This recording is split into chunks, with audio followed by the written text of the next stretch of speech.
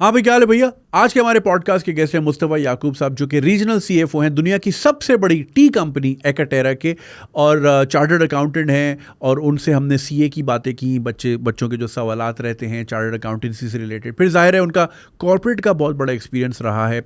तो कॉर्पोरेट में नेपोटिज्म होती है, जॉब इंटरव्यूज़ में लोग किस तरह बिहेव करते हैं, ऑर्गेनाइजेशन में किस तरह चलना है, क्या क्या चीज़ें। इवन दो अगर आपका सीए से ताल्लुक़ नहीं है, लेकिन आपके लिए सीखने को बहुत कुछ है इस पॉडकास्ट में। Hope you enjoy.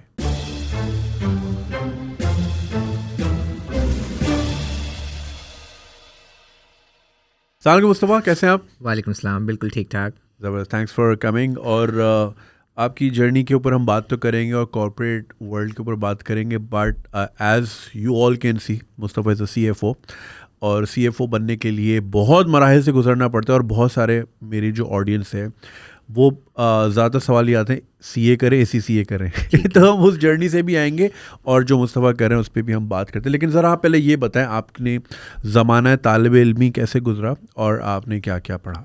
चलें, अच्छा, तालिब इल्मी का जो मेरा ज़माना था, वो एक मेरा ताल्लुक़ जो है एक मिडिल क्लास फैमिली से है। हमने जिस ज़माने में स्कूल जाते थे, एक वैन के अंदर स्कूल जाया करते थे। घर के पास एक स्कूल था सोल्जर बाज़ार के अंदर, हसन सेंट्रल पब्लिक स्कूल के नाम से। नाइस। वहाँ से मैंने मैट्रिक किया। बट वो एक जो मिडिल क्लास फैमिली का, ये वैन में भी जा रहे हैं, कभी बस में भी जा रहे हैं, बस की छत पे भी बैठ के जा रहे हैं, लटक के भी जा रहे हैं, तो वो सारे काम किए। स्कूलिंग मेरी वहाँ की है, हसन सेंट्रल पब्लिक स्कूल की। अच्छा, मेरा तालीम जो एजुकेशन बैकग्राउंड है वो कोई बहुत ज़्यादा स्ट्रॉन्ग नहीं था जिस वक्त मैं स्कूल में था। स्कूल में एवरेज से ग्रेड्स थे। सही। उसके बाद इंटर किया। इंटर भी मैंने गवर्नमेंट सेंट पैट्स कॉलेज से किया है। सही। वहाँ पे भी बहुत कोई एक्स्ट्राऑर्डिनरी वो नहीं है, मतलब एवरेज स्टूडेंट रहे आप हमेशा। हाँ, तो बस ठीक है। इसका मतलब ये नहीं है कि एवरेज स्टूडेंट जो है वो भी कहीं पे भी पहुँच सकता है। सो ये एक टेस्ट। मुझे तो लगता है, मेरा तो ये मानना है, एवरेज स्टूडेंट ही दुनिया चला रहे हैं। टॉपर पता नहीं कहाँ चले जाते हैं। जो ड्रॉप आउट्स की बात होती है, सारे आप बिलियनर्स देख लें, उसमें आपको काफ़ी सारे जो टेक बिलियनर्स हैं वो सारे ड्रॉप आउट से। ड्रॉप आउट भी तो हार्वर्ड के ना बट ड्रॉप आउट्स है ना, तो इस वजह से वो ड्रॉप आउट से मिलेंगे। अब इंटर किया, ना कोई ए लेवल या कोई ऐसी चीज़ नहीं की। इंटर किया गवर्नमेंट सेंट पैट्स कॉलेज से। अच्छा, एक यूनिक सी बात है जो मैं बताता हूँ लोगों को। मेरी शिद्दत से ख्वाहिश थी कि मैं किसी तरीके से आईबीए के अंदर एडमिशन मिल जाए मुझे। सही। अच्छा, मैंने तैयारी भी की, सब कुछ किया, और IBA was my first choice. ऐसा नहीं था कि मैं बचपन से कोई सीए करना चाहता। अच्छा, तो सोल्जर बाजार के करीब ही तो है ना कैंपस? करीब लाइक मेरा स्कूल नासरा था। और मैं वहाँ से पैदल जाता था रोज़ स्कूल। पहले घोड़ा गाड़ी में आता था, फिर वैन लग गई, फिर मैंने वैन छोड़ दी क्योंकि it was difficult to afford. फिर मैं पैदल जाता था। तो आईबीए आते जाते झांकता ज़रूर था मैं कि मैंने एक दिन यहाँ आना है। भाई देखें, बचपन में जब जिस बैकग्राउंड से हमारा ताल्लुक है, 3 चीज़ें पता थी। या तो आपने डॉक्टर बनना है, या आपने एमबीए करना है, या आपने सीए टाइप कोई चीज़ करनी। आईसीए में सीए उस वक्त पता भी नहीं था कि क्या फ़र्क है दोनों के अंदर, बट वो आपने इन तीनों में से कोई एक चीज़ करनी थी। अच्छा, ग्रेड्स अच्छे नहीं थे तो डॉक्टर तो बन नहीं सकता था मैं। सही। तो वो एक जो नेचुरल चॉइस बची थी वो ये था कि यार यहीं पे कुछ करके देखते हैं कि कुछ हो जाए शायद। मैंने टेस्ट की तैयारी की, आईबीए से ही तैयारी की थी उस ज़माने में, बट अनफॉर्चुनेटली मेरा टेस्ट पास नहीं हुआ। ओके। तो वो एक झटका लगा ज़िंदगी के अंदर कि यार एक जो चीज़ करना चाहता था वो हो नहीं पाया। उसके साथ ही मुझे किसी ने कहा कि यार चलो सीए का टेस्ट दे के देख लो। हमारे ज़माने में उस वक्त भी सीए के अंदर भी एंट्री टेस्ट होता था। सही। ये मैं बात कर रहा हूँ कोई 1999 की बात कर रहा हूँ। सीए का एंट्री टेस्ट दिया, वो पास हो गया। वो कैसे पास हुआ मुझे भी नहीं पता आज तक, बट वो पास हो गया। उसके बाद सीए फाउंडेशन शुरू किया मैंने। सीए फाउंडेशन के अंदर एडमिशन लिया, और ऑल ऑफ अ सडन एक जो कहते हैं ना कि ज़िंदगी के अंदर चेंज आ गया कि आप बिल्कुल एवरेज स्टूडेंट से मैंने कुछ पढ़ना शुरू किया। पढ़ते पढ़ते वो एक इंटरेस्ट डेवलप हुआ। सीए फाउंडेशन फर्स्ट अटेम्प्ट में किया। उसके बाद मैंने ए फर्गसन जो है ऑडिट फर्म, जो पीडब्ल्यूसी के नाम से आजकल है, उसमें मैंने 2001 के अंदर वहाँ पे मेरा एडमिशन हो गया। सही। अच्छा, सीए करने के लिए आपको 4 साल तक फर्म के अंदर आर्टिकलशिप करनी पड़ती है, जिसके बाद और इसी के दौरान आपने 2 अटेम्प्ट्स भी पेपर्स भी देने पड़ते हैं, और then you qualify as a chartered accountant. So वो एक जर्नी रही from a very average student to ultimately doing CA with PwC, जो कि पाकिस्तान की बिग 4 के अंदर आती है। इस तरह से मैं वहाँ से पास आउट करके निकला। अब उसमें प्लसेस भी रहे ज़िंदगी के अंदर, माइनसेस भी रहे, काफ़ी हार्ड वर्क भी करना। अच्छा, CA के बाद लाइफ चिल है? ये ऐसा लगता है इंसान को कि लाइफ चिल हो जाएगी। लाइफ कभी चिल नहीं होती। इंसान सुकून सिर्फ कब्र में, सुकून सिर्फ कवर के अंदर है, क्योंकि आप सोचते रहते हैं कि Now ये what? कर लूँ, उसके what? बाद वो आ जाएगा, ये हो जाएगा ज़िंदगी के अंदर, उसके बट बाद रिलेटिवली तो सुकून आ ही जाता है ना। देखिए वो अगेन जब इंसान की अचीव कर लेता है तो फिर ख्वाहिशात भी बड़ी होने लगती हैं। That's true, आपको दुनिया का एक्सपोजर भी होना शुरू हो जाता That's है। true.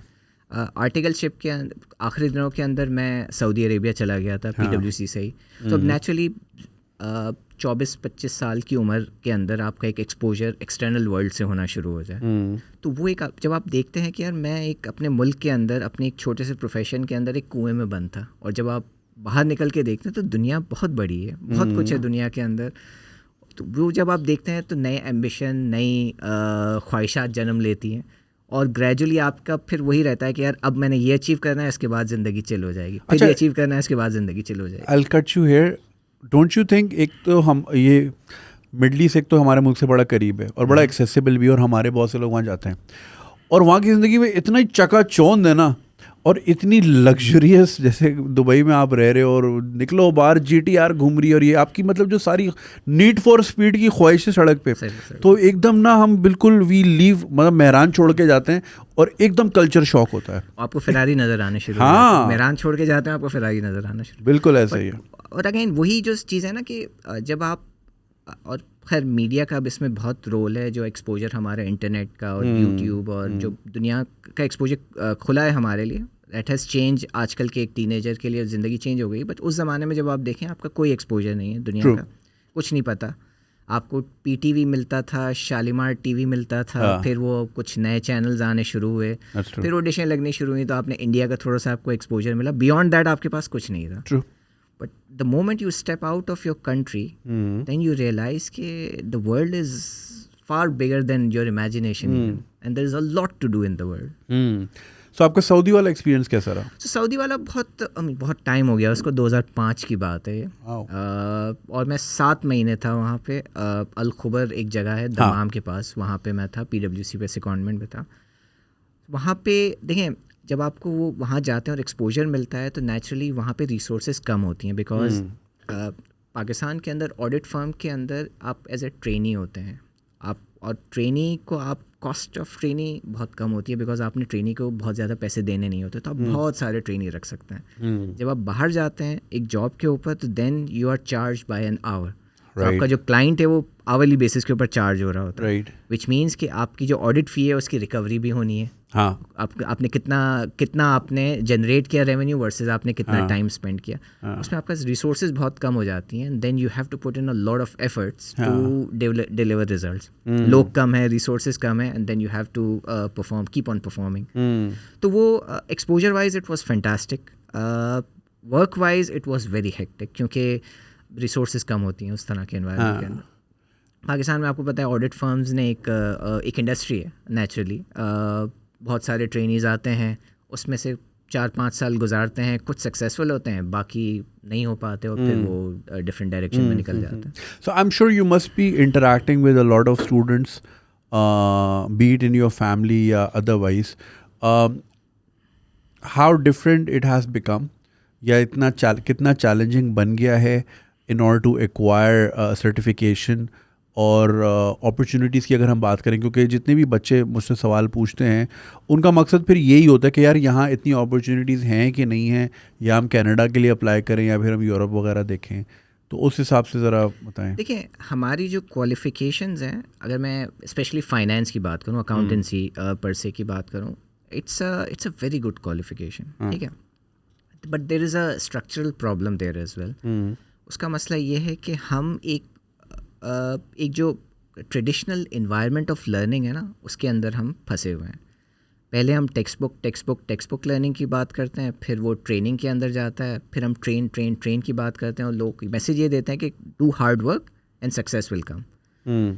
लेकिन जो चीज़ें चाहिए ना एक कॉर्पोरेट इन्वायरमेंट में कामयाब होने के लिए, जिसके अंदर फॉर एग्जांपल आपने इन्फ्लुएंस किस तरह करना है लोगों को, आपने किसी से जाके बात किस तरह करनी है, अगर कोई डेडलॉक है आपका किसी के दरमियान तो आपने सॉल्व कैसे करना है। हाँ. ये चीज़ें हम नहीं सिखाते। इसलिए जब हम स्टार्ट क्वालिफिकेशन के बाद जब लड़का स्टार्ट करता है हमारा, और वो जब compete करता है बाहर की मार्केट के लिए, for example UK based qualification से या वो US बेस्ड क्वालिफिकेशन से, किसी यूरोप बेस्ड क्वालिफिकेशन से, तो वो इन चीज़ों में स्ट्रगल करता है। हाँ. टेक्निकली बहुत साउंड होंगे, technically there will not be any comparison, hard work में कोई दूसरा शायद उनसे मैच ना कर सके, लेकिन जहाँ बात आएगी कि आपने किस तरह लोगों को स्ट्रेटेजिकली इन्फ्लुएंस करना है, हाँ. वो element missing so you think हमारे यहाँ, और इस चीज़ पे मैं भी बड़ा पॉइंट रेस करता हूँ, देखिए हम लोग बड़ा कैजुअली थ्रो कर लेते हैं ये बात कि जी पाकिस्तान में नौकरियाँ नहीं हैं.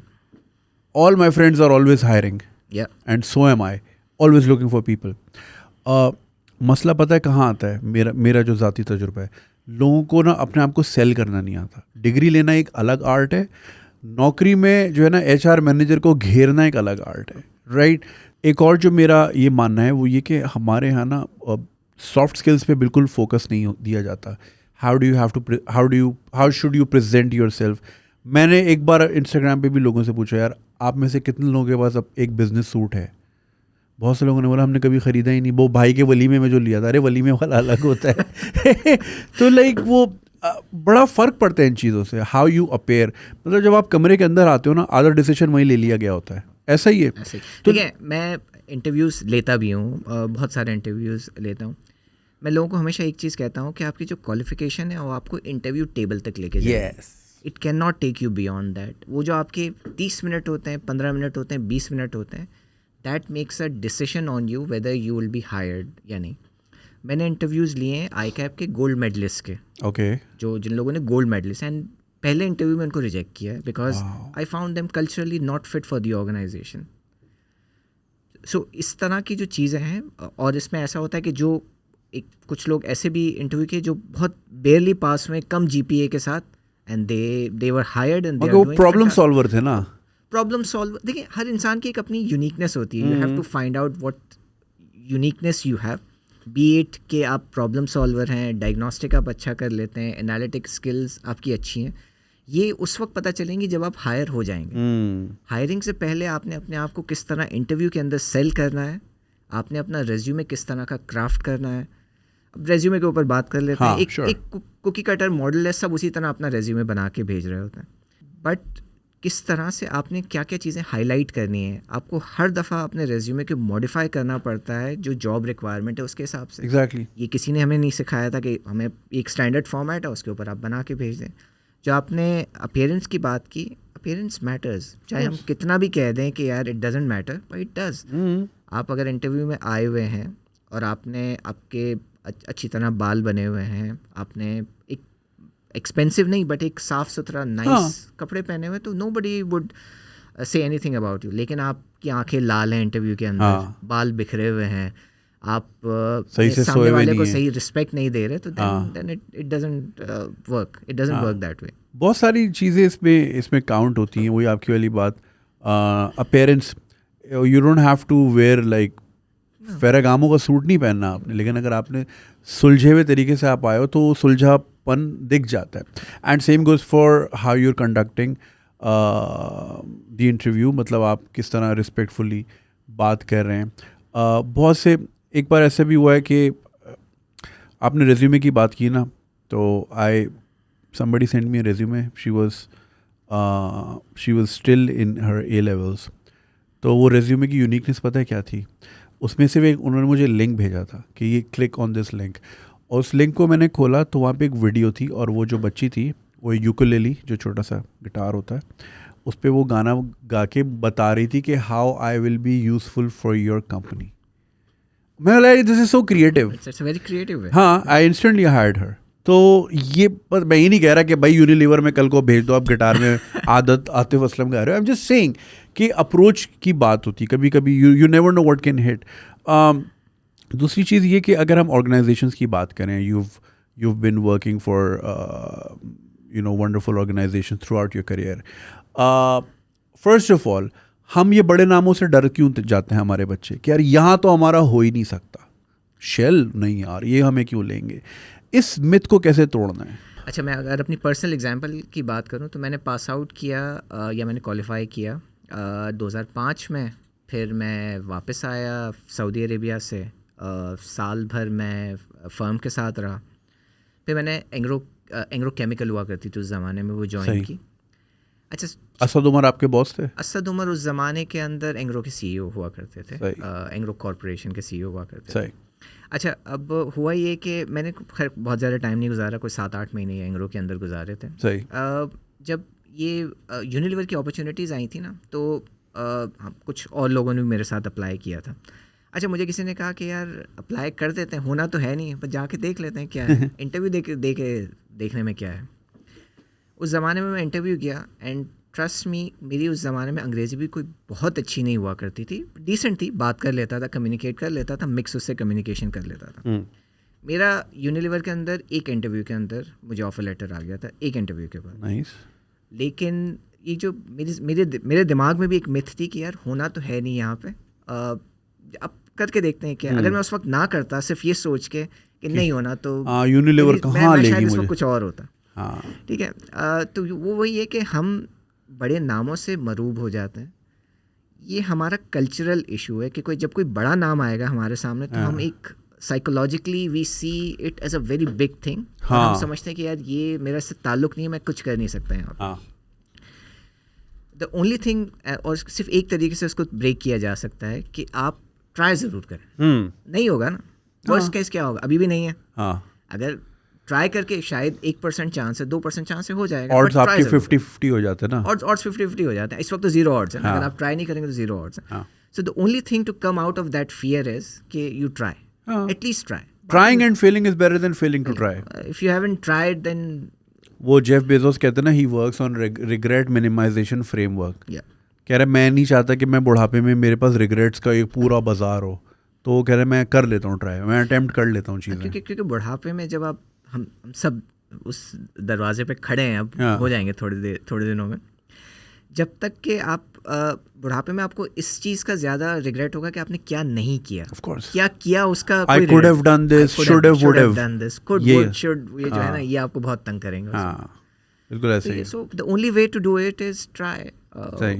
अगर किसी का, I mean, ज़्यादातर ऑर्गेनाइजेशंस या ज़्यादातर अपॉर्चुनिटीज़ हैं, जब तक आप ट्राई नहीं करेंगे you can not capitalise on those. अच्छा, माशाल्लाह you had such a wonderful career, और आपकी भी अपनी एक टेक्निक होगी जिसके हिसाब से आप चलते होंगे। तो आपको क्या लगता है वो कुछ ऐसे फैक्टर्स या कुछ ऐसी चीज़ें जो आपने कंसिस्टेंटली आपने प्रैक्टिस रखी उन चीज़ों की, जिसकी वजह से आपको सक्सेस मिलती रही? बॉस के साथ गोल्फ खेलने वाली नहीं दूसरी वाली कह रहे हो। देखिए उसमें अच्छा, उसमें देखिए एक एलिमेंट लक का भी होता है। But don't you think like the harder you work, आपके लक के ऑड्स अच्छे जाते हैं? मैं उसी के ऊपर आ रहा था। बट लक को आप अपनी फेवर में कर सकते हैं। उसकी वजह ये कि द हार्डर यू वर्क या the smarter you work, you increase your chances of being in that pool of successful people. जो चीज़ I think what has helped me a lot is persistence जो कहलाती है कि आप मुस्तकिल मिजाजी के साथ एक चीज़ के ऊपर लगे रहें। आपने बहुत मौके आएंगे। अच्छा, जब इंसान अपना करियर स्टार्ट करता है, यंग होता है, तो आपको एक एम्बिशन ज़रूर होता है, लेकिन आपको ये नहीं पता होता कि किस तरह से आपने उसको अचीव करना है। मुझे जो मेरे मेंटोर्स मिले या जिन लोगों ने मुझे कोच किया या गाइड किया, उन्होंने हमेशा यही कहा कि यार you have to make sure कि आपका जो बॉस है that person looks good to wider organization. उसका मतलब क्या है? Because of your performance? You have to make sure that person looks good. Okay. Which means performance कह लें या आप KPI डिलीवरी की बात कर लें, उससे फ़ायदा ये होता है कि अगर जब आप ये करते हैं तो आपका जो ओवरऑल फंक्शन है दैट गेट्स हाईलाइटेड। फिर उसमें जब अगर लोग फेयर हैं, मेजॉरिटी ऑफ द टाइम्स लोग फेयर ही होते हैं, then you will get your due share of success. जब इंसान इंडिविजुअलिज्म की तरफ चला जाता है ना, कि मैं हाईलाइट हो जाऊं या मेरा काम सबसे आगे निकलना शुरू हो जाए, वहाँ पे सक्सेस आ सकती है, ऐसा नहीं है कि वहाँ पे भी नहीं आ सकती, बट ओवरऑल जो आपका जो इफ़ेक्ट है और ओवरऑल जो आपके रिलेशनशिप्स हैं वो फिर उस तरह के इस्टेब्लिश नहीं होते। फॉर एग्जांपल जो आपका लाइन मैनेजर है, अगर if you have a very good relationship with that person and you help that person grow, naturally जब वो ग्रो करेगा तो आप भी ग्रो करेंगे। वो कहीं और जाता है तो he will pull you there and naturally वो प्रोग्रेशन आती रहती है। और जब आप ये चीज़ खुद डेमोन्स्ट्रेट करते हैं तो आप अपने बाद आने वाले लोगों को भी यही चीज़ सिखाते हैं and that keeps on building, और उससे एक मोमेंटम क्रिएट होता है and that leads to success.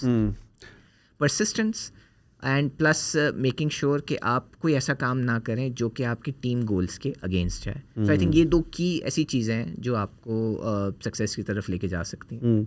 अच्छा, बहुत सारे बच्चे हैं, they are full of ideas, they have wonderful ideas, मगर कुछ ऑर्गेनाइजेशंस होती हैं that are not open to new ideas, और वो उनका एक ट्रेडिशनल मेथोडोलॉजी चल रही होती है और वो कहते हैं बस ये हमारी प्रैक्टिसेस हैं और हम इसी पे ही चलेंगे।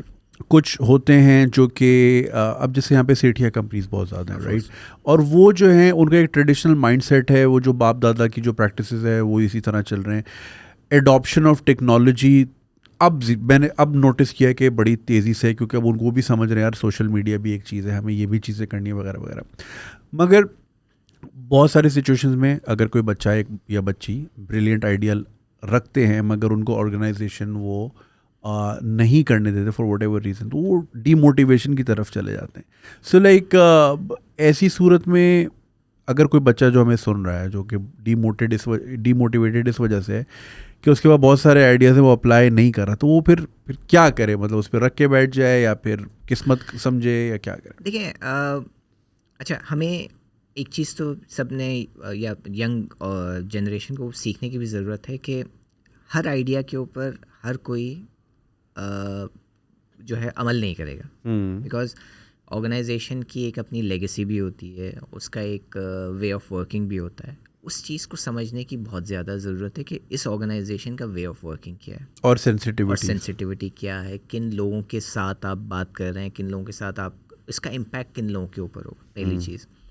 दूसरा ये है कि एक आइडिया को आप एज एन आइडिया भी प्रेजेंट कर सकते हैं और उसको एज अ फ्यूचर भी प्रेजेंट कर सकते हैं ऑफ ऑर्गेनाइजेशन। दोनों के अंदर बड़ा फ़र्क है। आइडिया मीन्स कि आप क्या प्रोसेस करेंगे, इवेंचुअली आप कहाँ पहुँचेंगे। फ्यूचर की बात है कि हमने इस ऑर्गेनाइजेशन ने या इस फंक्शन ने या इस चीज़ ने यहाँ, ये हमारा फ्यूचर है।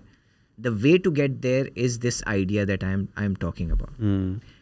जब आप इस चीज़ को स्पिन करते हैं इस तरह से और लोगों को एंड ऑब्जेक्टिव या एंड पिक्चर दिखाते हैं तो नेचुरली उसकी एक्सेप्टेंस ज़्यादा होती है। अच्छा, इसका मतलब ये नहीं है कि सारे आइडियाज़ आपके जो हैं वो होने शुरू हो जाएंगे, बिकॉज जो लोग सिस्टम में बैठे हुए हैं या जो लोग प्रोसेस का पार्ट हैं उन्होंने भी दुनिया देखी हुई है। They also know what's gonna work, what is not going to work. But इसका मतलब ये नहीं कि वो हमेशा सही हैं। एक आइडिया के फेल होने से या 2 आइडिया के फेल होने से डिमोटिवेटेड होने की ज़रूरत नहीं है, बिकॉज परसिस्टेंस, जो मैंने कही ना, परसिस्टेंस इज़ द की। जब आप एक चीज़ के ऊपर या उस तरह की चीज़ों की बात करते रहेंगे तो नेचुरली कोई ना कोई चीज़ अडॉप्ट होगी और वो आपको सक्सेस की तरफ लेके जाएगी। अच्छा, हर इंसान का अपना सक्सेस का क्राइटेरिया भी बड़ा डिफरेंट होता है ना। मेरे लिए सक्सेस कुछ और है, आपके लिए सक्सेस कुछ और होगी। जो एक ऑर्गेनाइजेशन का सेट बैठा हो या CEO बैठा हो, इसके लिए सक्सेस कुछ और होगी, उसकी प्रायोरिटीज़ कुछ और होंगी। मेरा आइडिया मेरे लिए तो शायद बहुत हाई प्रायोरिटी पे ऊपर है, लेकिन ओवरऑल ऑर्गेनाइजेशन की अगर आप बात करें हो सकता है कि वो बहुत नीचे लो प्रायोरिटी के ऊपर हो। सो उन प्रायोरिटी से भी अलाइन करने की बहुत ज़रूरत होती है। सो अगर मैं बात को थोड़ा सा कट करूं तो नेचुरली सेलिंग स्टोरी आपकी बड़ी स्ट्रॉन्ग होनी चाहिए। You have to spin it in a way कि आप बात करें कि फ्यूचर क्या लगता है बजाय इसके कि आप प्रोसेस की बात करें।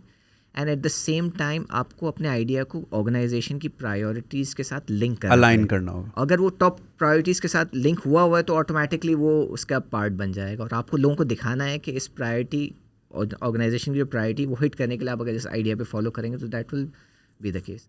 ऐसे बहुत सारे केसेस हैं जहाँ पे इनिशियली लोग आइडिया एक्सेप्ट नहीं करते, but then eventually after debate discussion वो हो जाता है।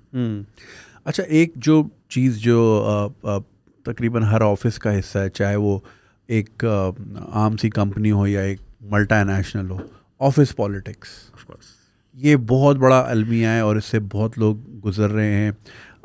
जैसे मैंने वो बात की बॉस के साथ गोल्फ खेलना ऐसे भी लोग हैं।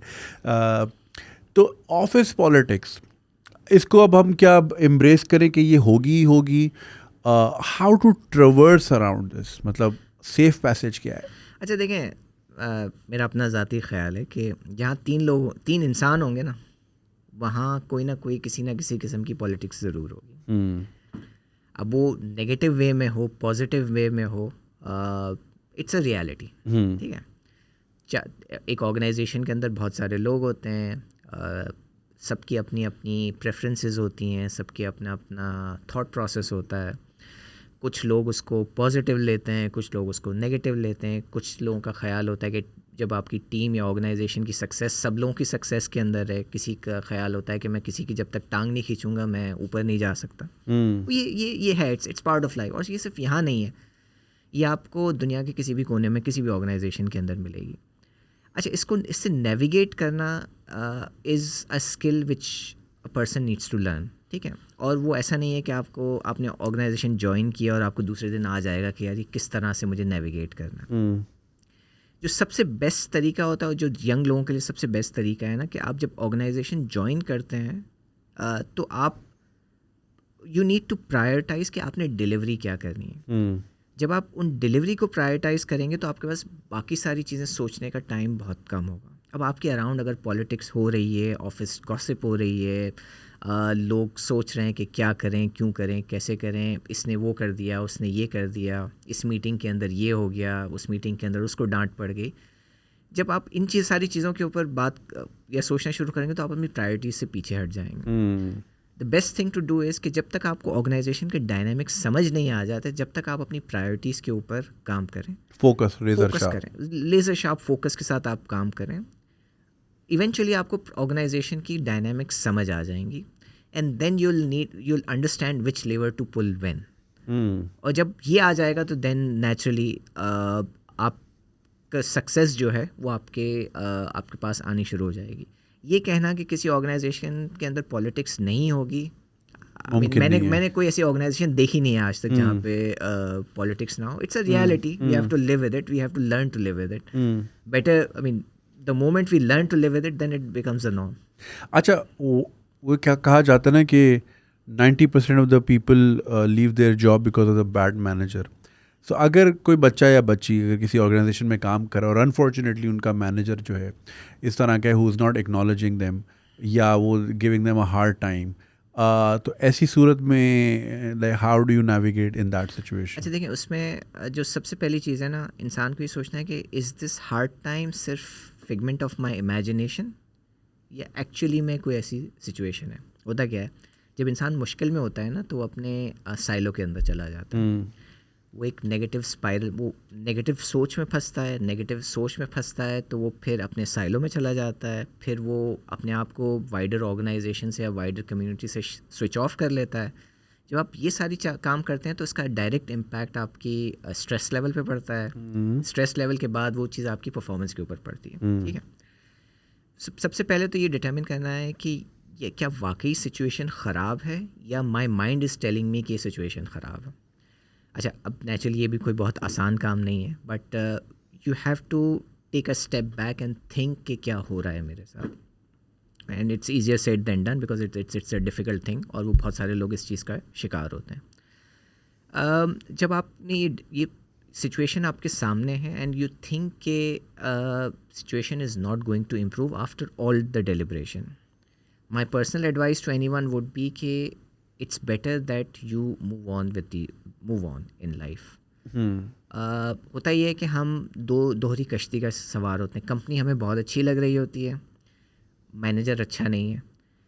क्या ये 6 महीने का प्रॉब्लम है या अगले 5 साल का प्रॉब्लम? अगर 6 महीने का प्रॉब्लम है तो live with it and move on, things will work out. अगर ऐसा लग रहा है कि 5 साल का प्रॉब्लम है, 3 साल का प्रॉब्लम है, then you need to take a step back and think. Because जब आप किसी भी सिचुएशन के अंदर अगर आप ज़ीरो से स्टार्ट कर रहे हैं ना तो एक अमाउंट ऑफ एफर्ट चाहिए होती है आपको। लेकिन जब आप नेगेटिव से स्टार्ट करते हैं तो पहले आपने अपनी रेपुटेशन को ज़ीरो के ऊपर लाना है, फिर वहाँ से पॉजिटिव के ऊपर। तो it will require 2 or 3x of the efforts which are already needed.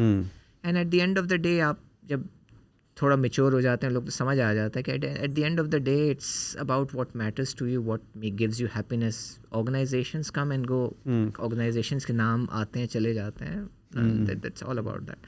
But key is take a step back, think. If you can navigate, if it's a short term problem, navigate through it. If it's a long term problem, then think otherwise. अच्छा, एक और situation काफ़ी prevalent होती है जो कि अक्सर सुनने में आती है, वो ये है कि एक एम्प्लॉई ये समझ रहा होता है, एंड समटाइम्स राइटफुली सो, कि उसकी एफर्ट्स बहुत ज़्यादा हैं and they have done wonderful work, और उन्होंने अच्छी प्रोजेक्शंस दी हैं, अच्छी परफॉर्मेंस दी है, मगर वो उस तरह का like they getting outshined by either something else, या फिर वो एक्नॉलेज नहीं हो रहे ऑर्गेनाइजेशन में. So how do you make your presence visible, and how do you make like how do you create noise, like positive noise, when I say noise, कि आपकी जो भी एफर्ट्स हैं वो एक्नॉलेज हो राइटफुली. अच्छा देखें, आई मीन कॉर्पोरेट लाइफ में जो भी गुजरता है उसने इस तरह की चीज़ों को एक्सपीरियंस किया हुआ है. मुझे भी हमेशा यही लगता था कि यार मैं बहुत ज़्यादा एफर्ट कर रहा हूँ लेकिन अच्छी रेटिंग किसी और को मिल रही है. ठीक है, मैंने जितनी एफ़र्ट की उसके हिसाब से मुझे उसका रिवॉर्ड नहीं मिला. And to answer this problem is कि जो जिन चीज़ों के ऊपर आप एफ़र्ट कर रहे हैं, क्या वो ऑर्गेनाइजेशन की प्रायोरिटी है या नहीं है. मैं शायद एक हो सकता है बहुत बेस्ट इन क्लास प्रोसेस ला के इम्प्लीमेंट कर दूँ एक फ़ाइनेंस का, लेकिन अगर ऑर्गेनाइजेशन की वो प्रायोरिटी नहीं है तो शायद मुझे थोड़ी बहुत शाबाशी मिल जाएगी बट वो कहीं रिकग्नाइज नहीं होगा. ज़रूरी यह है कि इंसान ये सबसे पहले आइडेंटिफाई करे कि इस ऑर्गेनाइजेशन की या इस टीम की टॉप 3 प्रायोरिटीज़ क्या हैं, एंड आप जो एक्स्ट्रा एफर्ट कर रहे हैं अपनी, वो आप उन प्रायोरिटीज़ के साथ लिंक कर दें. क्योंकि अगर वो प्रायोरिटीज़ के साथ आप लिंक करेंगे, नेचुरली जब वो चीज़ उसकी डिलीवरी हाईलाइट होगी तो सबका कंट्रीब्यूशन हाईलाइट होगा. अच्छा, दैट डज़ नॉट मीन कि आप अपने जॉब फंडामेंटल्स जो हैं उसको आप छोड़ दें, क्योंकि जो चीज़ आपको फायर करवाएगी वो है जॉब फंडामेंटल्स की नॉन डिलीवरी. जो चीज़ आपको रिकग्निशन दिलवाएगी वो है ऑर्गेनाइजेशन की प्रायोरिटीज़ की डिलीवरी. सो आपने दोनों एंड को प्रोटेक्ट करके चलना है. हमारे जो कुछ यंग जो लोग होते हैं वो सिर्फ इस चक्कर में होते हैं कि यार किसी तरीके से मैं हाईलाइट हो जाऊं क्योंकि मैंने ऑर्गेनाइजेशन की इस प्रायोरिटी के साथ अपने आप को अलाइन किया हुआ है, लेकिन वो अपना जॉब फंडामेंटल छोड़ देता है. फिर होता ये है कि उनको साल के आखिर में झटका लगता है कि यार आपने ये जो जॉब फंडामेंटल की डिलीवरी थी ये तो आपने की नहीं, तो आपको रेटिंग नेचुरली नहीं मिलेगी. तो इस चीज़ को बैलेंस करना बहुत ज़रूरी है. सो यू आर सेइंग कि नॉट, आई मीन ठीक है ऐसा होता है, लेकिन समटाइम्स मोर देन ऑफन अपनी गलती भी होती है. कई कई लोग जो वो नहीं देख पा रहे होते. देखिए उसमें इंसान जो है वो आपने बड़ा क्लियर रखना है कि कुछ चीज़ें आपकी जॉब फंडामेंटल्स हैं, वो तो आपने डिलीवर करनी ही करनी है. उसके बाद you will have to put in more time and efforts to make sure कि आप जो हाई प्रायोरिटी आइटम्स हैं उसके अंदर आप कंट्रीब्यूट कर सकें.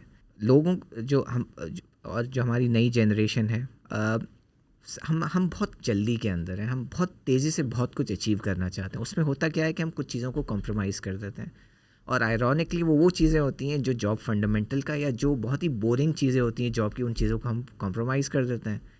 And that lead to a situation जहाँ पे हमें उसका क्रेडिट मिलता नहीं है, because there is a ball which is going to get drop, right. जब वो होता है तो फिर उसका ब्लेम आता है, and then it leads to all kinds of performance issues. अच्छा मुस्तफा, ये बताइए कि अभी obviously because of covid there was a huge wave of work from home, और फिर कुछ लोगों ने ज़ाहिर उसको इंडोर्स किया, बिकॉज ऑब्वियसली स्पेशली अगर हम कराची की बात करें, it's not easy to get around. तो लोगों ने बोला हाँ ठीक है, but a lot of people live with large families, छोटे छोटे घर हैं, और लाइक घर में वो खामोशी नहीं है, अपनी से आलू टिंडे की आवाज़ आ रही है, तो वो वर्क फ्रॉम होम वाला मॉल बन नहीं रहा, and they prefer to work in office. What has been your experience, and what do you think works best for the organization and for the employee? अच्छा देखें, इसमें जो कोविड से पहले की एक सिचुएशन थी, ठीक है, और कोविड से पहले के जो हालात थे उसके अंदर जब भी कोई वर्क फ्रॉम होम की बात करता था तो ऐसा वो उसको कहते थे कि यार आज तो छुट्टी है ना तुम्हारी, इसका मतलब है. लोग ये समझते थे कि अगर कोई घर से ऑपरेट कर रहा है तो काम नहीं कर रहा, वो छुट्टी के ऊपर है. देन कोविड केम इन और दुनिया को जाना ही वर्क फ्रॉम होम के उसके ऊपर पड़ा, और उस ज़माने में भी थिंग्स वर वर्किंग फाइन, ठीक है। ऑपरेशनल शुरू के अंदर ऑपरेशनल हिकअप्स आए, लेकिन उसके बाद साल, 1.5 साल, 2 साल लोगों ने मेजॉरिटी ऑफ द टाइम्स घर से काम किया है। इसका मतलब है कि घर से काम हो सकता है, विच मीन्स कि अब पोस्ट कोविड एरा के अंदर एक हाइब्रिड इन्वायरमेंट बन तो गया है, और ग्लोबल ऑर्गेनाइजेशंस जो हैं वो अब कहती हैं कि आप 50-50 के रेशो के ऊपर काम करें, कि आप सिर्फ 50% लोगों की ऑफिस स्पेस होगी आपके पास, and then people can rotate and few people will work from home at times, a few people will be in the office. अच्छा, नेचुरली इसमें अब जो आपके जो वो वाले लोग हैं जो कि एग्जीक्यूशन का पार्ट होते हैं, जो सेल्स फोर्स है या आपका सेल्स रिप्रेजेंटेटिव है जिसने दुकान पे जाना है, या अपना एक ऐसा बंदा है जिसने इनवॉइस प्रोसेस करनी है, उसका ज़्यादातर टाइम ऑफिस के अंदर अभी भी लग रहा होता है, बिकॉज हम अभी उस इलेक्ट्रॉनिक मोड्स के अंदर आए नहीं। लेकिन ये तो एक साइड ऑफ द स्टोरी है। दूसरी साइड ऑफ द स्टोरी वो है कि जिस तरह के एनवायरनमेंट में हम रहते हैं उसमें बहुत से लोगों को इससे परेशानी भी हुई। इंटरनेट की availability, because internet is also a cost, right. उसकी अवेलेबिलिटी, अब अगर 2 कमरों का आपका मकान है, उसके अंदर आप एक कमरा बंद करके तो बैठ नहीं सकते, तो वो सारे इश्यूज़ भी आए हैं, विच मीन्स कि in Pakistan specially we have to adopt to that reality कि हमें यस हाइब्रिड हमें काम करना है और कर सकता है वो काम, लेकिन हमें अपने लोगों की रियलिटीज़ को भी देखना है, विच मीन्स कि स्टिल हमारे इन्वायरमेंट के अंदर ऑफिस प्रेजेंस जो है वो ज़रूरी है लोगों के लिए, बिकॉज नॉट बिकॉज कि वो करना नहीं चाहते, बट बिकॉज कि वो कर नहीं पाएंगे। अब उसके अंदर नेचुरली हमें इस एज ए ऑर्गेनाइजेशन, सब ऑर्गेनाइजेशन को इस चीज़ का भी ख्याल रखना चाहिए, विच मीन्स कि हम फ्लेक्सिबिलिटी तो दें लोगों को कि you can work from home, लेकिन एट द सेम टाइम हमें ऑफिस स्पेसेस का भी अवेलेबिलिटी को अपने पास रखना चाहिए। अदरवाइज़ लोग खामखा में स्ट्रेस का शिकार होंगे तो देन नेचुरली उसका प्रोडक्टिविटी के ऊपर इम्पैक्ट पड़ता है। मैं अगर आपको एग्जांपल दूं एक श्रीलंका की, because Sri Lanka is also a country जो कि फ्रॉम अ फाइनेंस परस्पेक्टिव में मैनेज करता हूँ। वहाँ पे इस वक्त फ्यूल की अवेलेबल नहीं है, ठीक है। 4-4, 5-5 घंटे लोग फ्यूल की लाइन के अंदर खड़े हुए हैं जस्ट टू टेक, और उनको भी एक कोटा के हिसाब से फ्यूल मिलता है, विच मीन्स के majority of the people are working from home. वो एक वर्चुअल इन्वायरमेंट जो कोविड ने हमें सिखाया है, दैट्स कैरिंग ऑन। इस तरह के हालात में उस मुल्क के साथ जो डेवलप हुए हैं उसमें भी काम चल रहा है, बट हमें अपने इन्वायरमेंट के हिसाब से एक बैलेंस स्ट्राइक करना पड़ेगा कि हम कितना वर्क फ्रॉम होम को अलाउ करें या प्रमोट करें, और कितना हमें लोगों के लिए कंफर्टेबल ऑफिस स्पेस भी क्रिएट करना पड़ेगा। अच्छा, एक और अक्सर प्रॉब्लम जो है ऑर्गेनाइजेशंस में आता है, ख़ास तौर पे अगर हम साउथ एशियन ऑर्गेनाइजेशंस की बात करें, वो है नेपोटिज़म। तो नेपोटिज़म जो है ऑब्वियसली इट्स अ कैंसर। जब इस तरह की सूरत हाल के सामने आपके आए या पेश हो, where you think कि you were the right deserving candidate either for the job or for the promotion or the appraisal, और जी बस वो भांजा किसी और के भतीजा साथ वादा किसी और के साथ हुआ ये सारी चीज़ें, so like how to deal with that? अच्छा, देखिए, there is, and again just like office politics, this is something which is a reality. Everybody has a favorite, right? और शायद मेरा भी कोई फेवरेट होगा, आपका भी फेवरेट होगा, एवरीबडी हैज़ अ फेवरेट। और जब आपका फेवरेट, अच्छा फेवरेट क्यों होता है? वो होता है कि जिसके साथ आप कंफर्टेबल होते हैं, या जिसके पास आपको ये यकीन होता है कि इस शख्स को अगर मैंने कोई काम दे दिया तो वो एग्जीक्यूट कर देगा, या बिकॉज ऑफ द फैक्ट कि वो आपका ट्रैक रिकॉर्ड उसके साथ है। एक फेवरेटिज्म उस तरह की होती है, एक ये होती है कि मैं उसको जानता हूँ, और एक ये होती है कि वो मेरा रिश्तेदार है। टू बी ऑनेस्ट, जिन ऑर्गेनाइजेशंस के साथ मैंने काम किया है उसमें ये वाला जो एलिमेंट कि ये मेरा रिश्तेदार है, इसको मैं इस वजह से प्रमोट करूँगा या इसको मैं कोई अपॉर्चुनिटी दूंगा, ये मैंने बहुत कम देखी है। होती है ऑर्गेनाइजेशंस के अंदर, ये मैंने बहुत कम देखी है। दूसरे जो 2 एलिमेंट है ना कि वो I get along with a person very well, या इसको मैं कोई काम दूंगा तो वो एग्जीक्यूट कर देगा। अब उस केस के अंदर it's a reality, there is no formula to navigate through this. If there is a situation, you have to bite the bullet for the bed, I mean for your long term prospect career. ये सारी चीज़ें जब आप इन सब चीज़ों से गुजर जाते हैं ना, तो then at the end of the day you realize कि यार ठीक है, हो गया, it doesn't matter. It's one of the blip in your long term journey. अगर आप लॉन्ग गेम में है ना तो कभी भी छोटी छोटी चीज़ें आपको मुतासर नहीं करेंगे. सही सही है, लॉन्ग गेम भी खेलना चाहिए. अच्छा ये चीज़ बताइए कि because you part of the corporate, does lobby culture exist, like IBA की अलग लॉबी है, लम्स ग्रेड्स की अलग लॉबी है, does that exist and if so what are the merits and demerits of that? अच्छा देखिए, लॉबी उसको lobby probably is a very negative word for that. लेकिन अगर मैं एक इंस्टीट्यूशन से पढ़ा लिखा हूँ तो मेरी एक उस इंस्टीट्यूशन के साथ एक अफिलिएशन है. ठीक है, उस इंस्टीट्यूशन में मैंने टाइम गुजारा है, मेरे सीनियर भी होंगे, मेरे जूनियर भी होंगे, तो वो I would feel very comfortable with the people of that particular institution. IBA, LUMS हो गया, GK हो गया, जो भी इंस्टीट्यूशन है, ICAP के, इवन हमारी फर्म में 4 सेक्शन हुआ करते थे, section A, section B, section C, section D. अभी भी जब हम मिलते हैं तो शायद सेक्शन जो मेरा रेलेवेंट सेक्शन था उसके लोगों के साथ मेरा ज़्यादा कंफर्ट लेवल होगा. तो वो जब इस तरह के ग्रुप्स या इस तरह की चीज़ें ऑर्गेनाइजेशंस के अंदर होती हैं तो ऐसा लगता है कि यार ये लॉबी है. वो होता ही है कि लाइक माइंडेड पीपल हैं, एक इंस्टीट्यूशंस के एक ही प्रोसेस से गुजरे हुए हैं. उनको पता है कि मैं अगर किसी टीचर की बात कर रहा हूँ तो मैं उसकी बात कर रहा हूँ.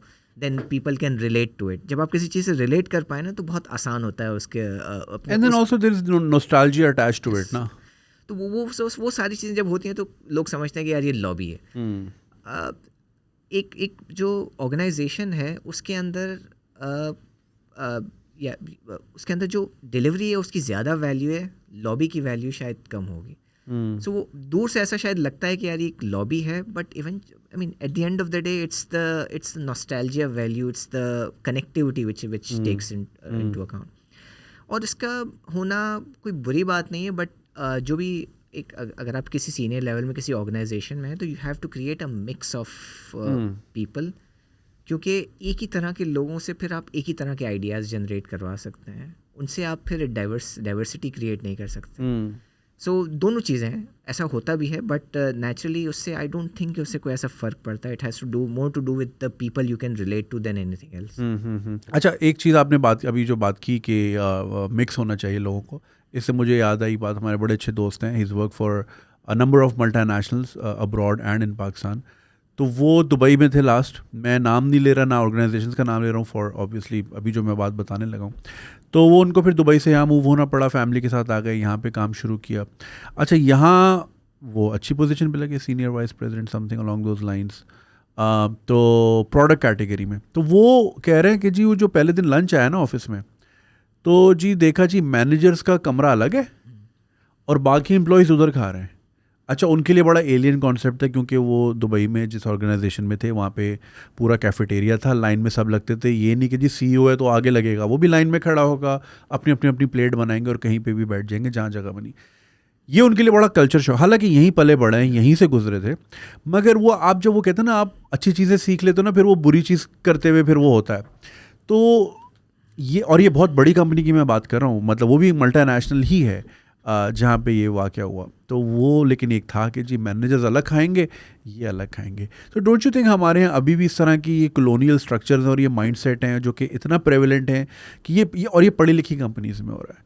तो मतलब फिर आप कहते हो जी वो एक डिस्कनेक्ट क्यों पैदा हुआ कंपनी में, इतनी दूरियाँ हैं, मतलब रेड टेप बहुत ज़्यादा हो जाती है इससे.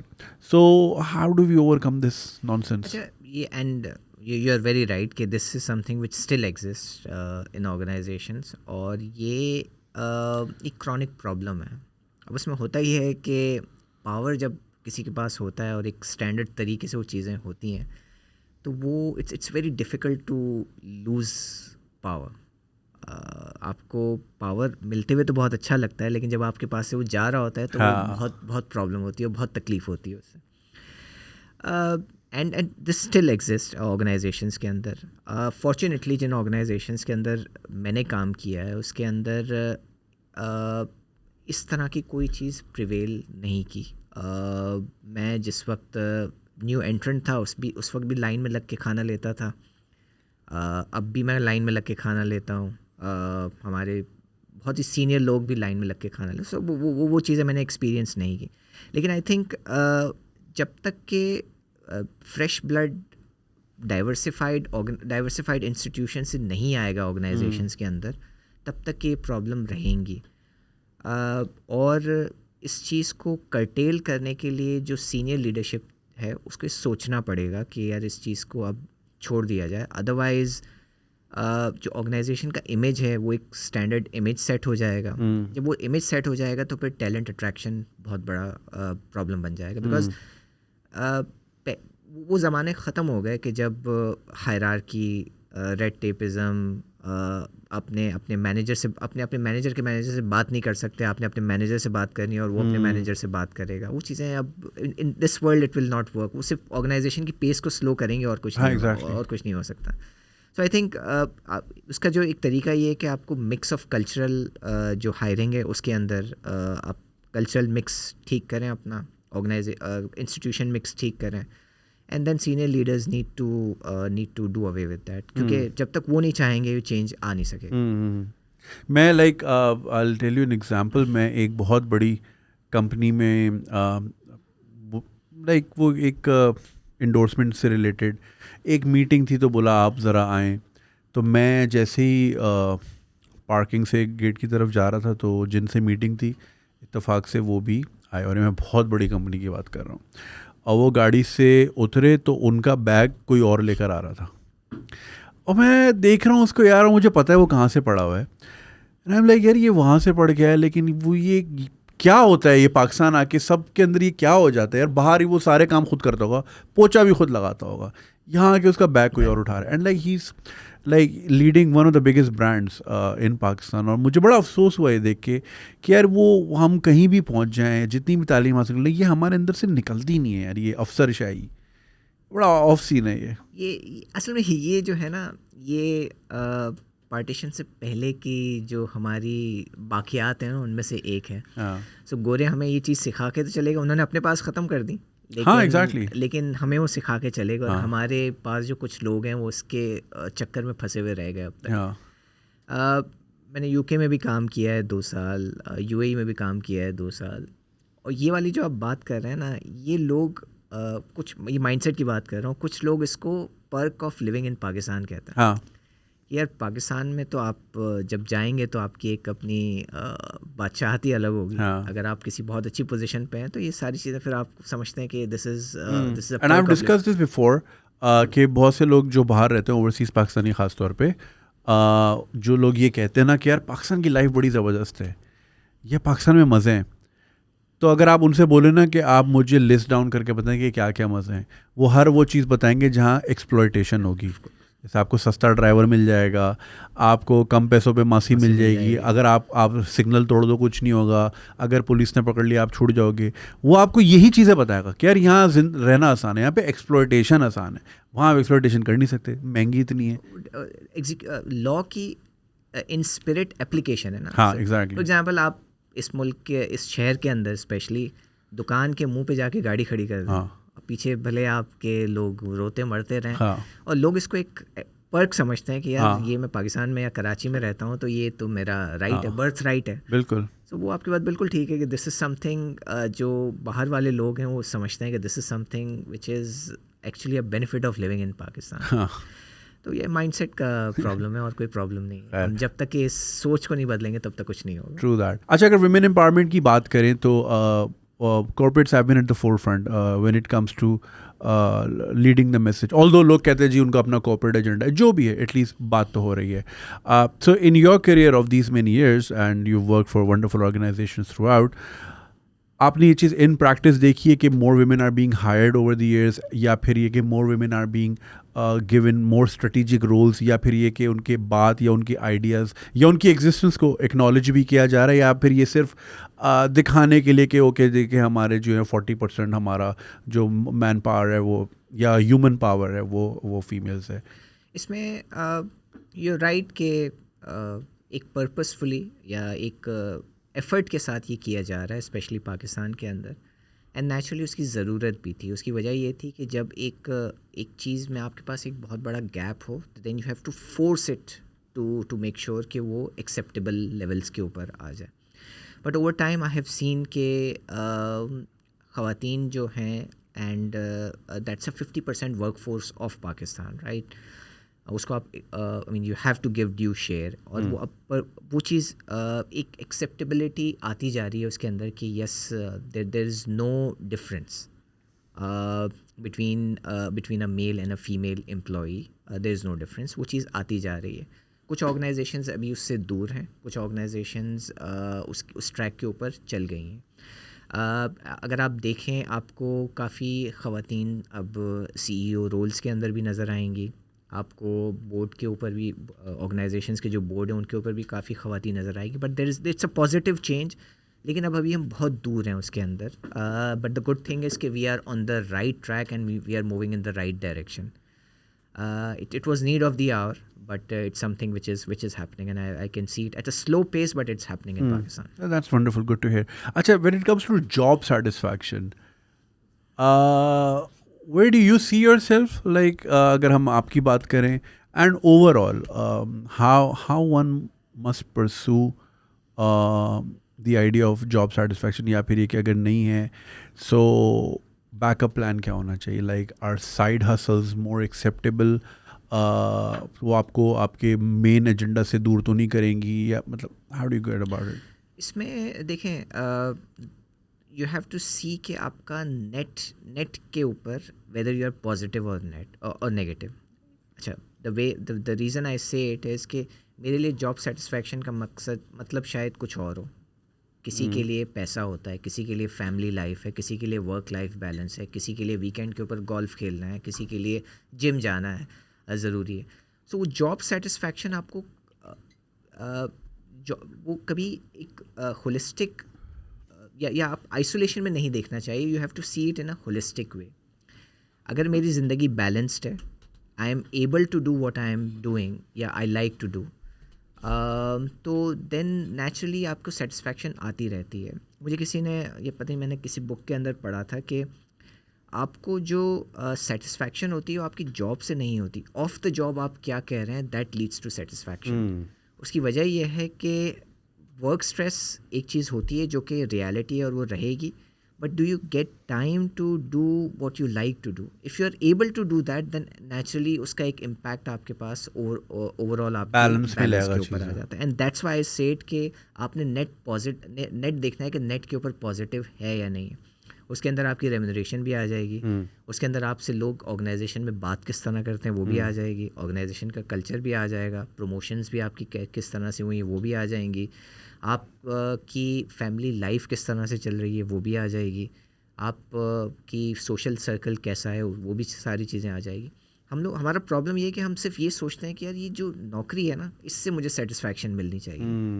हालांकि नौकरी इज जस्ट अ टूल. नौकरी is just a tool to, like वो कहते हैं ना, money is not the goal, it's a tool. Money is not happiness, is a tool to buy happiness ना. तो आप जॉब भी आपके एक टूल है which enables you to do these things that you want to do. चाहे उसमें आपकी कि आपने घर चलाना हो या फैमिली का एक पर्टिकुलर लाइफस्टाइल आपने मेंटेन करना हो, तो वो चीज़ें वहाँ से आएंगी. हम क्या कहते हैं, उस चीज़ को इग्नोर कर देते हैं और हम ये कहते हैं कि यार मेरी नौकरी बहुत स्ट्रेसफुल है. लेकिन what job is enabling you to do, अगर वो चीज़ें आप कर पा रहे हैं तो then you should be content, you should be happy with what. अच्छा, कुछ लोग होते हैं दे आर नेवर हैप्पी. उनको बस यही लगता है कि यार ये मैं एक्सप्लॉइट हो रहा हूँ and I am not being paid enough, या फिर ये कि I am not, my needs are not being met, या I am not being heard enough. ऐसे भी तो लोग होते हैं. तो लाइक अगर बंदा अपने आप को इंट्रोस्पेक्ट करना चाहे, तो how will they figure out कि वही वाली आपने जो शुरू में बात की कि ये जो प्रॉब्लम है ये फिगमेंट ऑफ माई इमेजिनेशन है, ये वाकई एग्जिस्ट करता है. तो ये सेल्फ एनालिसिस में तो हम बड़े बुरे हैं. तो कोई भी अपने आप को क्रिटिक नहीं करना चाहता. बिल्कुल. प्रॉब्लम है इसके मेरा जो पर्सपेक्टिव है दुनिया का, मैं शायद ये कि मैं बहुत ही मजलूम इंसान हूँ. पूरी दुनिया मुझ पर जुल्म करती है. बट जब तक मैं अपने आप को इवेल्युएट नहीं करूँगा कि ऐसा नहीं हो सकता कि हर कोई मुझे आके कह रहा है कि तुम बुरे हो. There is something I need to figure out what that is. I need to reflect, take a step back and reflect. इसमें जो एक प्रॉब्लम है ना वो ये है कि हम कभी भी अपने आप को थोड़ा सा टाइम नहीं देते. बिकॉज हम ये नहीं करते कि जब हम किसी प्रॉब्लम के अंदर बैठे हुए हैं तो we get right into the action. What we need to do is कि हमें थोड़ा सा टाइम दे के उसको सोचना पड़ता है कि what exactly am I trying to do. जब आप ये करना शुरू करते हैं ना, तो लार्जर कैनवस के ऊपर आप देख पाते हैं कि यार what is happening. Otherwise if you are in the problem all the time trying to solve it, you will never be able to solve it. But containment और हैप्पीनेस जो है वो अंदर से खुद ही आती है, कोई एक्सटर्नल चीज़ आपको नहीं दे पाती। कुछ लोग हैं जो कि मेहरान चला के भी शायद खुश होंगे, कुछ लोग हैं जो फिरारी में बैठ के भी ये रो रहे होंगे कि यार आई डोंट हैव एनीथिंग या आई एम नॉट हैप्पी। सो वो इंसान का अपना अपना एक सब्जेक्टिव है। है। अच्छा ये बताइए कि क्या आजकल सीए करना आसान हुआ है या मुश्किल है? क्या चैलेंजेस हैं? आई कैप की पॉलिसी सही हैं या इनको चेंज होना चाहिए विद टाइम, या आपको लगता है ये वही जो 2002-2003 में अगर आप कर रहे थे आज भी वहीं खड़े हैं? क्या लगता है आपको? अच्छा, आसान तो कोई भी चीज़ नहीं है, ठीक है। अगर आपने कोई भी चीज़ अचीव करनी है तो आपने उसके ऊपर एफ़र्ट्स तो करनी है। और मेरा ये फर्म बिलीफ है कि अगर आप किसी भी प्रोफेशन के, आप कोई भी प्रोफेशन ले लें, आप किसी भी किस्म की स्टडी कर लें, आप अगर टॉप 5% क्वार्टाइल के अंदर हैं ना, तो यू विल बी सक्सेसफुल। आपको अपॉर्चुनिटीज़ भी मिलेंगी, आप अपने आप को कैरी भी कर सकेंगे, लोगों से बात भी कर सकेंगे, ऑर्गेनाइजेशन के अंदर अपॉर्चुनिटीज़ भी मिलेंगी।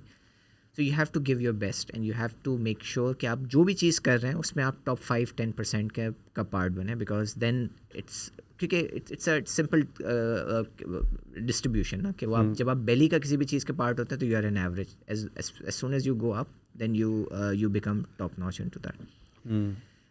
आई कैप मेरा अपना ज़ाती ओपिनियन है कि जो हमारे इंस्टीट्यूशन है, not only ICAP but जो हमारा इन्वायरमेंट है, we are still following a text based approach, जो एक बहुत पुरानी अप्रोच थी जिसमें हम एकेडमिकली किताब से पढ़ा के तो समझा देते हैं, लेकिन उसकी प्रैक्टिकल इम्प्लीकेशन प्लस उसकी मॉडर्न वर्ल्ड के अंदर किस तरह से चेंजेस आ रही हैं वो हम नहीं बता पा रहे। फॉर एग्ज़ाम्पल, बहुत हॉट टॉपिक है आजकल मशीन लर्निंग का, बहुत टॉपिक है डेटा साइंसेस का, डेटा एनालिटिक्स का। हमारे यहाँ पे कोई ऐसी इंस्टीट्यूशन नहीं है जो ये सारी चीज़ें कर सके। So we are probably 20-30-40 years behind the world in terms of equipping our young generation. अगर हमने इस चीज़ को चेंज नहीं किया तो बहुत जल्द हम इररेलेवेंट हो जाएंगे लार्जर वर्ल्ड के लिए और फिर ऑर्गेनाइजेशंस के लिए भी। इस वक्त भी हमारे जो स्पेशली अगर हम फाइनेंस और अकाउंटिंग प्रोफेशन की बात करें तो there is a high demand of the talent that we have, क्योंकि हमारे लोग बहुत टैलेंटेड होते हैं बुकिश नॉलेज के हिसाब से। और करियर के शुरू में आपको बुकिश नॉलेज ही चाहिए होती है, बट 4 साल 5 साल इनटू द ऑर्गेनाइजेशन आपकी जो टेक्निकल स्किल्स हैं वो सारी पीछे रह जाती हैं, and then your managerial skills take precedence. उस चीज़ को अभी हम इक्विप नहीं कर पा रहे हैं। अगर हमने बहुत जल्द इसको चेंज नहीं किया तो विल बी लेफ्ट बिहाइंड। अच्छा, हमारी काफ़ी ऑडियंस इंडिया से भी हमें सुनती है और नेचुरल एक कंपैरिजन, एक कंपैरेटिव एनालिसिस चलता रहता है, even though they are like far ahead in a lot of avenues. अगर हम इसी की अकाउंटेंसी की ही बात करें, so what are the practices in your knowledge, अगर आपको मालूम है, हम किन चीज़ों को अडॉप्ट कर सकते हैं वहाँ से और वो प्रैक्टिसेस हम यहाँ पे ले सकते हैं? इसमें देखें, एक अच्छी चीज़ जो हमारे स्पेशली अकाउंटिंग प्रोफेशन के अंदर है कि वो ये है कि हम इंटरनेशनल स्टैंडर्ड्स को फॉलो करते हैं, विच मीन्स कि जो हमारी अकाउंटिंग नॉलेज है थियोरेटिकली वो कोई बहुत ज़्यादा पीछे नहीं है रेस्ट ऑफ द वर्ल्ड से। दो फाइनेंशियल सर्विसेज सेक्टर के अंदर, बिकॉज हमारे यहाँ पे सेक्टर इतना इवॉल्व नहीं हुआ जिसकी वजह से ये इंश्योरेंस सेक्टर हो गया, फाइनेंशियल सर्विसेज सेक्टर हो गया, वो इतना इवॉल्व नहीं है जितना बाकी दुनिया है, तो शायद वो प्रैक्टिकल एप्लीकेशन उसकी नहीं है। बट अदर दैन दैट जो हमारे अकाउंटिंग स्टैंडर्ड्स हैं वो they are not far behind, क्योंकि हम फॉलो वही करते हैं जो इंटरनेशनल स्टैंडर्ड्स हैं। On the other hand, to the best of my knowledge, India के अपने स्टैंडर्ड्स भी हैं अकाउंटिंग के, which take precedence over international standards. So वो लाइक फॉर लाइक कंपैरिजन नहीं है कि किस तरह से हम उसको अपने पास इम्प्लीमेंट कर सकते हैं। हैविंग सेड दैट, एक जो बड़ा एडवांटेज इंडिया के पास है वो ये है कि जितनी भी ग्लोबल कंपनीज़ हैं उनके ग्लोबल शेयर्ड सर्विसेज सेंटर जो हैं वो इंडिया के अंदर बने हुए हैं। फॉर एग्जांपल, बेंगलोर के अंदर दुनिया की कई मल्टीनेशनल्स के शेयर्ड सर्विसेज सेंटर हैं. इसका मतलब बैक ऑफिस, अकाउंटिंग, ऑपरेशंस, वो सारे के सारे वहाँ से चल रहे हैं. And based on that they generate a lot of foreign revenue या फॉरेन करेंसी एज वेल. हमें यहाँ पे जो है इस चीज़ की ज़रूरत, एक्टिवली प्रमोट करने की ज़रूरत है कि इन technical terms we are equivalent to, or at sometimes we are better off than the technical competencies of people which come out of the Institute of Chartered Accountants of India. And that's my personal opinion. People can disagree with that, but हमें at a country level ये कोशिश करने की ज़रूरत है कि जो shared services centre बनते हैं, बैक ऑफिसेस बनते हैं, वो पाकिस्तान में बनना शुरू हों. एक कंपनी ने एक इस्लामाबाद के अंदर एक शेयर्ड सर्विसेज सेंटर बनाया भी है एज अ बैकअप या सैटेलाइट ऑफिस. उस चीज़ को हमें एक्टिवली प्रमोट करने की ज़रूरत है. उससे होगा ये कि जो अकाउंटिंग और जो ऑपरेशंस पावर हाउस है वो हमारे पास क्रिएट होना शुरू होगा. हमारे लोगों को एम्प्लॉयमेंट अपॉर्चुनिटीज़ मिलेंगी and we can earn a lot of foreign currency. इस सेक्टर को किसी ने इवॉल्व नहीं, किसी ने एक्सप्लोर नहीं किया अब तक. अच्छा Mustafa, you work for Ekaterra. जी. I've never heard of this company. अच्छा, it's good that we are talking about it. It's a new company. और जो नाम है, अगर आप मैं उसको एक्सप्लेन कर देता हूँ. It's a combination of two words, eka and terra. एका संस्कृत के अंदर कहा जाता है वन को, और टेरा मीन्स अर्थ या वर्ल्ड या अर्थ या world. So the combination is one world, one earth. He gives is naam ka combination, and that's the beauty of this name, because we have one world. So this is the beauty. And why Sanskrit? It was again it's a global company. Because tea यहाँ से ज़्यादा आती है इस वजह से. No, it's a global company. Okay. And देखें, there's a framework, there's a thought process behind this name. Sanskrit is one of the historically it's one of the very old languages of the world, and that was the reason that was considered, because दुनिया एक ही है हमारे पास, पुरानी दुनिया है but एक ही दुनिया है, and that's the whole ideology behind this world. अच्छा, एक कंपनी क्या है? This is the largest tea company in the world. Really? With famous brands like Lipton, Brooke Bond, Supreme, जो पाकिस्तान के brands हैं. We have PJ Tips in the UK. There are other brands, T2, which is in Australia, which originated from Australia, but it's now a global brand. We have Pukka Herbs इसके अंदर. So it's a wide variety and wide range of tea and herbal products which this company offers. It used to be part of Unilever, but Unilever disposed of this business to a venture capitalist back. So they announced the deal last year, and जो deal complete हुई है उसकी वो इसी साल हुई है, जुलाई के महीने के अंदर. So we are now a separate company. We are owned by a venture capitalist by the name of CVC Capital Partners. It's the largest tea company in the world. And we are present in more than 55-56 countries of the world. Say, nice, wonderful. Acha, so like, are you when you say largest tea company, so basically you're not a brand, so you work B2B? No, it's a company which has various brands. So we have Lipton, we have so it's like a parent company. It's a parent company. So Lipton, आपने चाय चाहिए तो probably सुना ही होगा. तो वो it's part of Ekaterra. Brooke Bond Supreme is part of Ekaterra in Pakistan. Then we have other brands in across the world. सही. अच्छा, पाकिस्तान में इतनी चाय पी जाती है, हम और हमारा बहुत बड़ा इम्पोर्ट बिल चाय भी है. डोंट वी हैव मतलब हमारे यहाँ कहते हैं जी हर किस्म का मौसम है, so don't we have like इस तरह का like climate that can propel the growth of tea? Climate देखें, so yes, you're absolutely right. 100% of the tea which Pakistan के अंदर which gets consumed in Pakistan is imported. 100%. 99-100% of the tea is imported, and majority of that tea comes from Kenya. So Kenya is the largest supplier to Pakistan. Pakistan की जो market है, it's a black tea market. So we have a research facility up north in Shinkyari. We have a research facility. जो हमारे competitors हैं उनकी भी अपनी एक research facility थी. We have been trying to grow tea for past 20-25 years. Really? In that region, but वो commercially it's not becoming commercially viable because we don't get very good quality tea out of that plantation.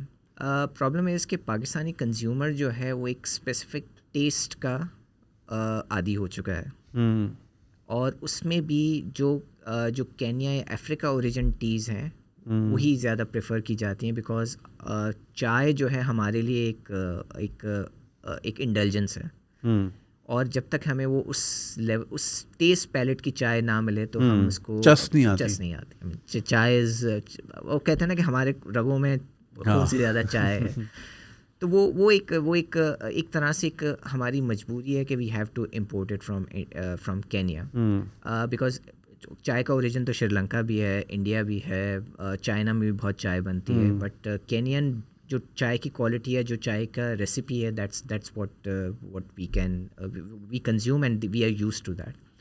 अच्छा चाय अच्छा what's the history, हम वहाँ की चाय के आदी कैसे बने? When was this happening?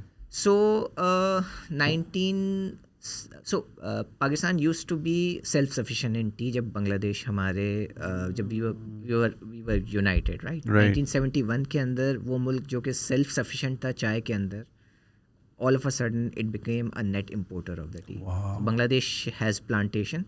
Bangladesh चाय पाकिस्तान में कंज्यूम होती थी 71 के अंदर जब दो अलग अलग मुल्क हुए तो हम प्रोड्यूसर से नेट इंपोर्टर बन गए। सबसे बड़ा नुकसान फॉल ऑफ ढाका से एक दिन के अंदर ही इन अ सिंगल डे।